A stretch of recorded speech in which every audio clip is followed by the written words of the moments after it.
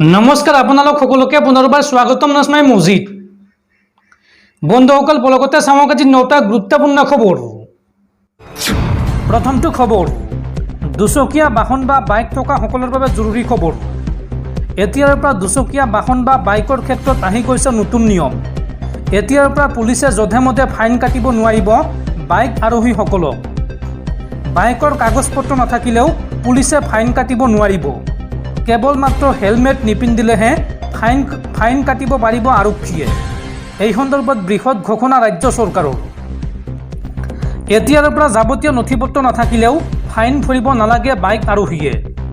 কেৱল মাত্ৰ হেলমেট নিপিন্ধিলেহে আৰক্ষীয়ে বাইক আৰোহীৰ পৰা ল'ব পাৰিব ফাইন। যাৱতীয় নথিপত্ৰ নাথাকিলে আৰক্ষীয়ে দিব জাননী। বাইকত ড্ৰিংক এণ্ড ড্ৰাইভত নাথাকে ফাইন, লোৱা হ'ব আইনী ব্যৱস্থা। এই বৃহৎ ঘোষণা মুখ্যমন্ত্ৰী ডক্টৰ হিমন্ত বিশ্ব শৰ্মাৰ।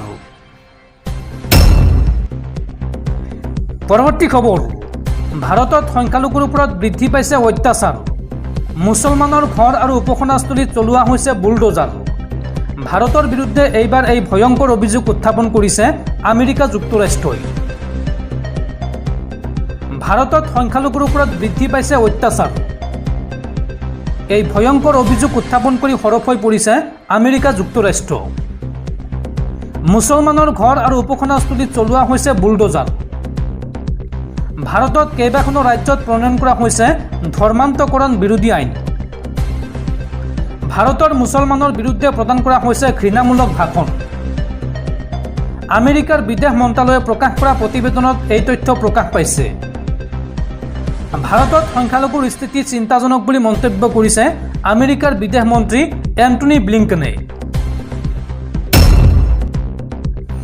পৰৱৰ্তী খবৰ, প্ৰথমবাৰলৈ ৰাজ্যত অনুষ্ঠিত হ'ব স্বায়ত্তশাসিত পৰিষদৰ সন্মিলন। বিধানসভা সচিবালয়ত স্বায়ত্তশাসিত পৰিষদৰ সন্মিলন অনুষ্ঠিত হ'ব। বিধানসভাৰ পুৰণি ভৱনত অনুষ্ঠিত হ'ব এই সন্মিলন। সন্মিলনৰ পূৰ্বে সংবাদমেল সম্বোধন বিধানসভাৰ অধ্যক্ষ বিশ্বজিৎ দৈমাৰীৰ। উল্লেখযোগ্য যে ৰাজ্যৰ 10খন স্বায়ত্তশাসিত পৰিষদৰ প্ৰতিনিধিয়ে অংশ ল'ব এই সন্মিলনত। দৰ্শকসকল, আৰু বহুতো গুৰুত্বপূৰ্ণ খবৰ আছে। তাৰ আগতে আপোনাক জনাওঁ যে যদি আপুনি এতিয়ালৈকে এইটো ভিডিঅ'ত লাইক কৰা নাই তেন্তে এতিয়াই ভিডিঅ'টোত লাইক কৰি দিয়ক।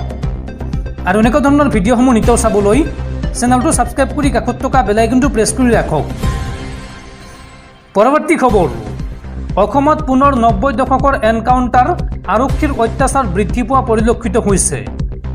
কেৱল জনপ্ৰিয় হ'বলৈকে আৰম্ভ কৰা এই ষ্টাণ্ডত কিমান ডেকা ল'ৰা আমাৰ মাজৰ পৰা আঁতৰি গ'ল আৰু ভৱিষ্যতে কিমান যোৱাৰ সম্ভাৱনা আছে, সেইবোৰ ভাবিলেই বুকু কঁপি উঠে।